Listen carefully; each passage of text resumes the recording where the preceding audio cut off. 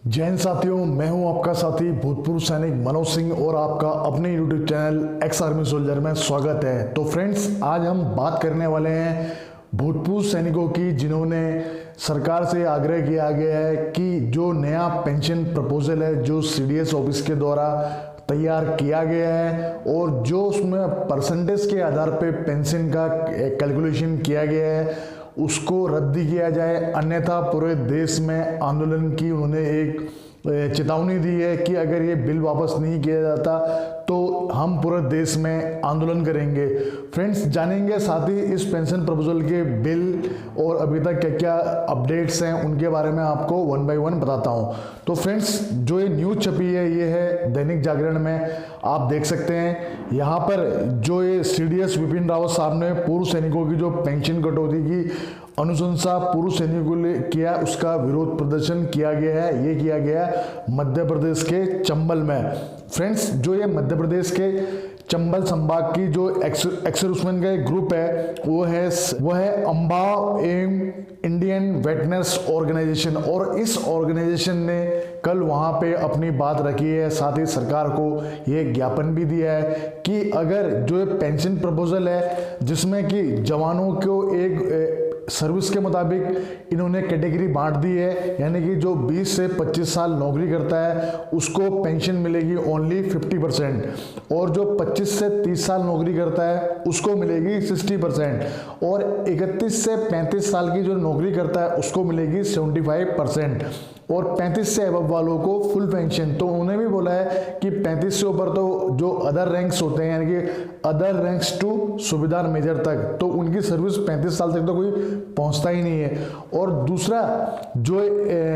31 से 35 तक में भी इसमें भी सिर्फ एक सूबेदार मेजर साहब होते हैं, वो 30 अबव नौकरी करते हैं, या जो सूबेदार एक्सटेंशन पीरियड में 2 साल की नौकरी बढ़ाते हैं तो सिर्फ वो लोग पहुंचते हैं, वो भी 35 तक नहीं पहुंचते हैं। तो कहने का मतलब साफ है कि 35 साल तक की जो सेवा है वो पीबी और रैंक्स नहीं कर सकता है, क्योंकि उनकी होती नहीं इतनी सर्विस। तो पेंशन के क्राइटेरिया में जो ये वर्गीकरण कर दिया गया है तो इससे क्या है, सेना के मनोबल पे बुरा प्रभाव पड़ेगा। यानी कि जो अभी वर्तमान सैनिक जो सेवा कर रहे हैं तो उनके मोरल पे भी असर पड़ेगा, क्योंकि सैनिक का जो जीवन होता है बहुत ही हार्ड होता है, उसको विषम परिस्थितियों में रहना पड़ता है, मौसम के साथ लड़ना पड़ता है, उसको विभिन्न प्रकार की जो उसमें घटनाएं होती हैं, चाहे किसी प्रकार का काउंटर इंसर्जेंसी हो, चाहे आपका डेजर्ट एरिया का प्रोडक्शन हो, कहीं पर भी हो, चाहे रेस्क्यू ऑपरेशन हो, तो उसकी जो नौकरी होती है काफ़ी जोखिम भरी होती है। तो इसमें जो 20 से 25 साल वाला जो मेन आ रहा है 50% का, यानी कि 20 से 25 साल की नौकरी के अंदर में इसमें आते हैं सोल्जर टू हौलदार रैंक्स के,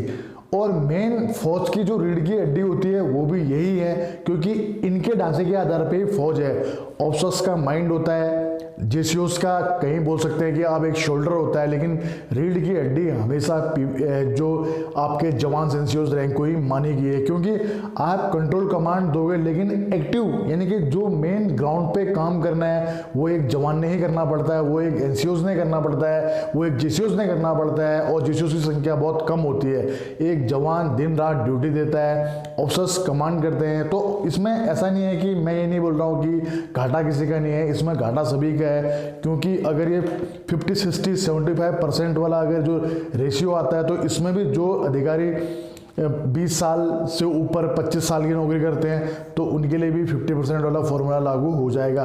तो इस पेंशन प्रपोजल को लेके जवानों के साथ साथ हमारे अधिकारी वर्ग ने भी इसका विरोध किया गया है, और बहुत सारे जो पुराने मैंने आपको लेटर्स भी दिखाए थे, कई अधिकारी वर्ग ने भी लिखा है कि इस पेंशन प्रपोजल ये ठीक नहीं है, इसको सबकी सम्मति से नहीं बनाया गया है और इसमें सुधार होना चाहिए, और जो पेंशन का जो ये प्रपोजल है ये परसेंटेज के आधार पर सेट नहीं होना चाहिए।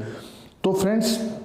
कहने का मतलब ये है कि देश भर से इसमें हर वर्ग का साथ मिल रहा है, चाहे वो जवान हो, चाहे वो भूतपूर्व सैनिक हो, चाहे वो हमारे भूतपूर्व अधिकारी हो, तो सब में इन लोगों ने इस पेंशन प्रपोजल का विरोध किया है। और इस विरोध में अब नेताओं का भी साथ मिला हुआ है, लेकिन हम किसी भी पार्टी का नाम नहीं लेना चाहते हैं, क्योंकि हमें पता है कि नेतागण अधिकतर क्या है, वो अपनी राजनीतिक रोटियां सेकने के लिए फौज का इस्तेमाल करते हैं। उसी प्रकार बॉलीवुड का जो गैंग है, देखा होगा, उसने फौज की वर्दी का इस्तेमाल सिर्फ अपने निजी फायदे के लिए करता है और उसी फौज की वर्दी को लेके गलत फिल्म भी प्रोड्यूस करता है। वो तो अभी अच्छा हुआ कि मिनिस्ट्री ऑफ डिफेंस ने अब ये रोक लगा दी है कि आप आर्मी ड्रेस से लेकर रिलेटेड कोई भी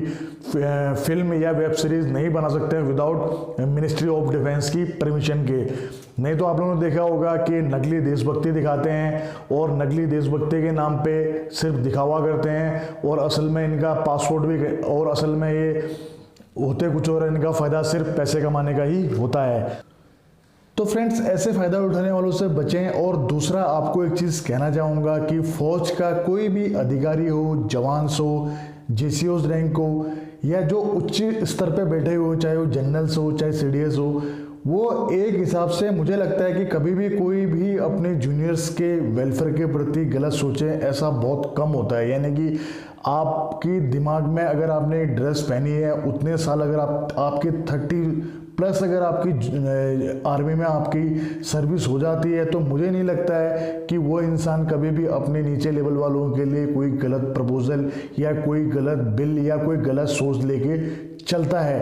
तो मुझे लगता है कि यार कि कहीं ना कहीं इसमें कुछ राजनीतिक चीज़ें भी शामिल हो सकती हैं कि नाम सिर्फ उनका लेके या पूरा ठीकरा सीडीएस का लेके चेहरा उनका दिखाया जा रहा है और पीछे प्लानिंग कोई और ही कर रहा है। तो फ्रेंड्स, ऐसा अब आप लोगों की क्या राय है, आप लोग कमेंट्स में लिखना। और कल मैं आपको एक बहुत अच्छी वीडियो के माध्यम से आपको बताऊंगा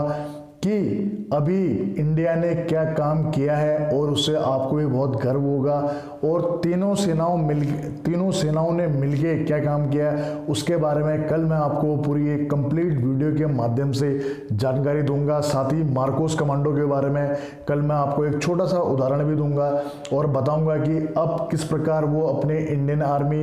इंडियन नेवी और इंडियन एयरफोर्स तीनों मिलके जॉइंट क्या काम कर रहे हैं, जिससे हमारे दुश्मन देश भी थर्राएंगे। कल की वीडियो में आपको पूरी डिटेल से बताऊंगा। और रही बात इस पेंशन प्रपोजल की, तो अभी तक तो सिर्फ एक प्रपोजल है। आप लोगों का प्यार और सपोर्ट इसी तरह मिलता रहे तो, और साथ ही सभी लोग एक्स-सर्विसमैन जो अभी